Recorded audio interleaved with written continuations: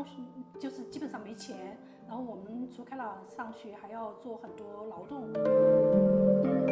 For Lan Ying, early life in China's countryside was tough, but she was one of the lucky ones, earning a place at a university in Chongqing, just as the nation was beginning to open up in the 80s. 当时吃饭呀，就是就是不能总是每一顿都吃肉，有时候就晚上的时候就吃2个馒头。She now lives in Australia and credits the CCP's policies and development push for giving her the opportunity to study and find a career. 我家现在就是说高铁已经穿过我的家乡，然后呢，那公路已经修到我的家门口，然后我老家的房子就是因为后来我们都出国，就是离开了家乡哈，房子倒塌了之后，我妹妹又重新修建了，就2020年的时候重新修建。现在农村就是完全是和以前完全不一样了，就是还是挺美的现在。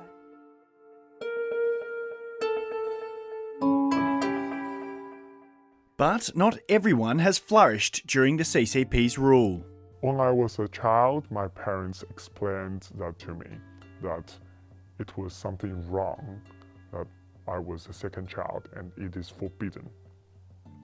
And if it is disclosed, they would lose their job, and I would lose everything I had. This is Yin. He was born as a second child during China's one-child policy.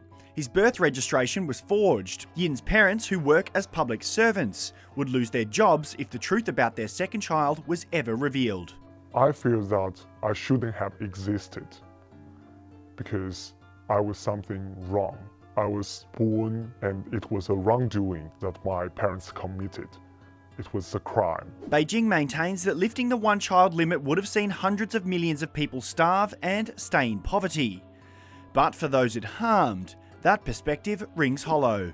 I think the one-child policy is a very cruel policy, which forced people to go under abortion surgery or force them to separate with their family. Its cruelty also, people who breached this policy would be punished like criminals, or even harsher than criminals. The one-child policy has now been abolished, but the CCP continues to hold power over every aspect of their citizens' lives, be it which social media platforms the Chinese people can access, to how many children they can have, to how they may or may not live. 这是党是领导一切的，就是全党服从中央。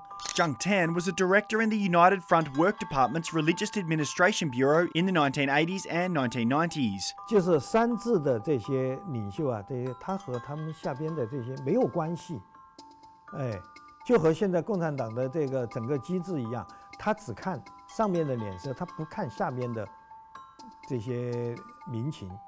Xi Jinping is the General Secretary of the Communist Party.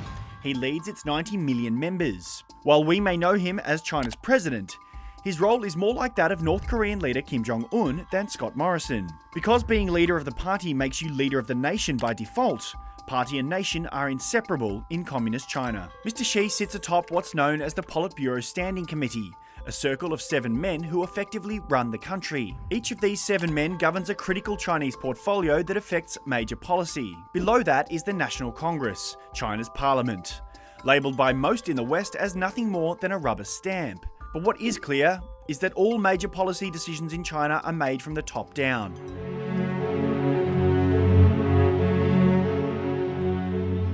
Under Xi, China has seen increasing clampdowns on freedoms, leading some to describe him as the most authoritarian leader since Chairman Mao. Despite that, the CCP has endured for a century, but can it survive for another 100 years, while limiting the rights of the individual and stifling freedom of expression? CCP has to change, otherwise Chinese people will force it to change or change it. I understand that CCP is very strong. It's very powerful, it's everywhere, it's watching its people. But people are creative, and they are more creative than how the CCP can imagine.